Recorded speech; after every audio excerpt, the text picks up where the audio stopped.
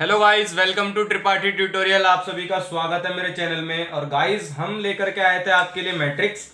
और मैट्रिक्स जो है वो 12th क्लास का बहुत ही इंपॉर्टेंट चैप्टर है। और जब हम स्टार्ट करते हैं 12th क्लास तो सबसे पहले ये चैप्टर हमें पढ़ाया जाता है। तो पिछली वीडियो में हमने काफ़ी बेस जो था वो कवर कर लिया था मैट्रिक्स का। एडिशन, सब्ट्रैक्शन और मल्टीप्लिकेशन काफ़ी कुछ हम सीख चुके थे। और कुछ इंपॉर्टेंट क्वेश्चन हमने किए थे जो एनसीईआरटी के बहुत डिफिकल्ट क्वेश्चन में से एक होते हैं, वो भी हमने किए थे। और कुछ इंपॉर्टेंट क्वेश्चन किए थे बीबीए वालों के लिए भी, बीसीए वालों के लिए भी, बीकॉम वालों के लिए भी। और अगर आप मेरी ये सीरीज अच्छे से फॉलो करते हैं तो मैं आपको गारंटी देता हूं कि आपके 12th में 90+ ईजिली आ जाएंगे। ठीक है, तो चलिए स्टार्ट करते हैं आज की क्लास। तो गाइस, आज हम पढ़ने वाले हैं ट्रांसपोज ऑफ मैट्रिक्स। तो मैट्रिक्स का ट्रांसपोज क्या होता है, तो सबसे पहले समझते हैं ये ट्रांसपोज है क्या। ट्रांसपोज अगर वो आपसे कहता है किसी मैट्रिक्स का निकालने के लिए, तो या तो जैसे मैंने बोला कि मेरे पास एक, मान लीजिए ये ए मैट्रिक्स है। ये जो मैट्रिक्स है ये एक ए मैट्रिक्स है।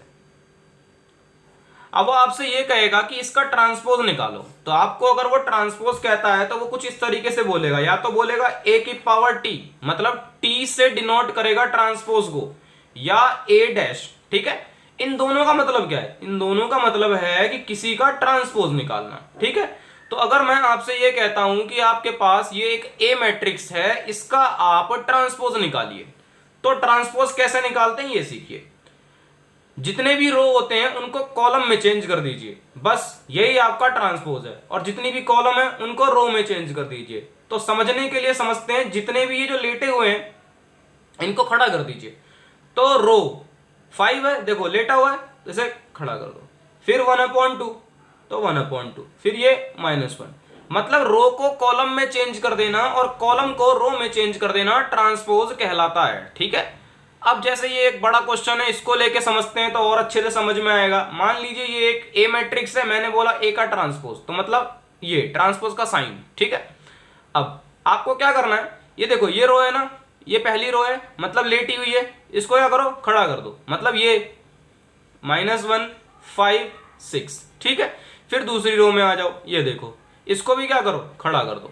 मतलब रो को कॉलम में चेंज करना और कॉलम को रो में चेंज करना आपका ट्रांसपोज कहलाता है। ठीक है, तो आई होप गाइस आपको समझ में आया होगा कि ट्रांसपोज क्या होता है और किसी भी मैट्रिक्स का ट्रांसपोज हम कैसे करते हैं। ठीक है, तो चलिए अब कुछ क्वेश्चन लेते हैं और उन क्वेश्चन के बेसिस पर ट्रांसपोज को और अच्छे से क्लियर करते हैं। जैसे मान लीजिए आपके पास एक क्वेश्चन है।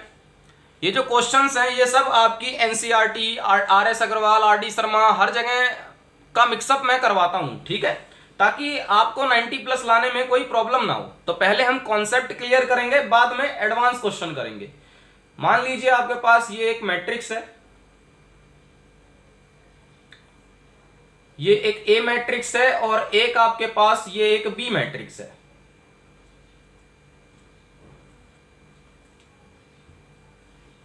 ये दो मैट्रिक्स हैं आपके पास। मैंने आपसे बोला वेरीफाई करिए, ए प्लस बी का ट्रांसपोज बराबर होगा ए के ट्रांसपोज प्लस बी के ट्रांसपोज के। ये आपको वेरीफाई करना है। ठीक है, तो चलिए सीखते हैं। अब ये क्या है, एलएचएस, ये क्या है, आरएचएस।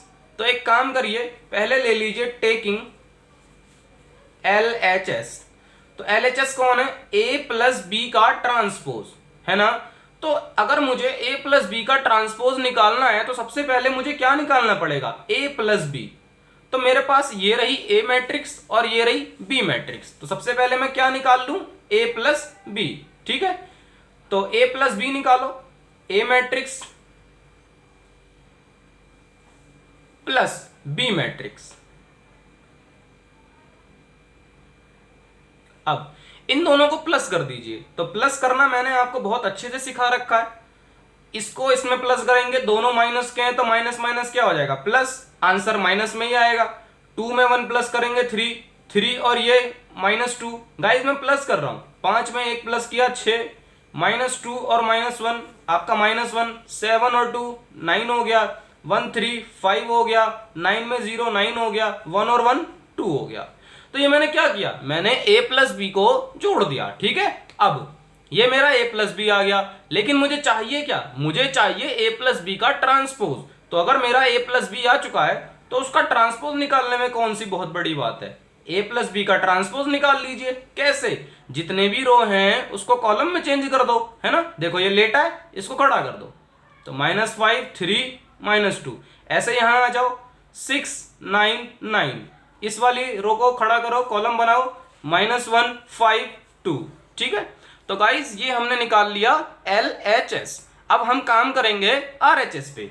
तो RHS क्या कहता है आपसे? RHS आपसे ये कहता है कि, एक मिनट, हाँ, RHS आपसे ये कहता है कि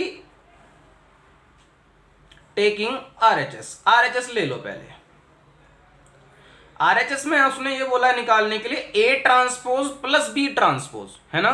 तो सबसे पहले आपके पास A मैट्रिक्स जो है उसे लिखो। तो मेरे पास ये रही A मैट्रिक्स, -1 5 -2 2 7 1 3 9 1, ये मेरी A मैट्रिक्स है। ठीक है, अब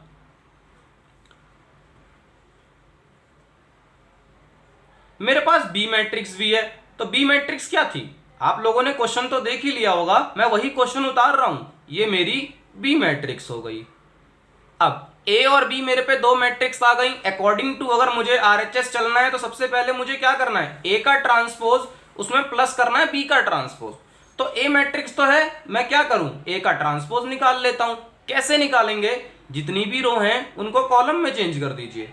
ठीक है, इसी तरीके से 5 7 9 वाली रो को चेंज करिए, 5 7 9, इसको चेंज करिए, -2 1 1। ठीक है, इसी तरीके से ये जो B मैट्रिक्स है इसका भी ट्रांसपोज निकालिए। तो ये रो, इसको चेंज करिए कॉलम में।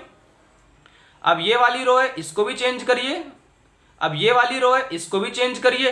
ठीक है, तो अब मैंने दोनों का ट्रांसपोज निकाल दिया।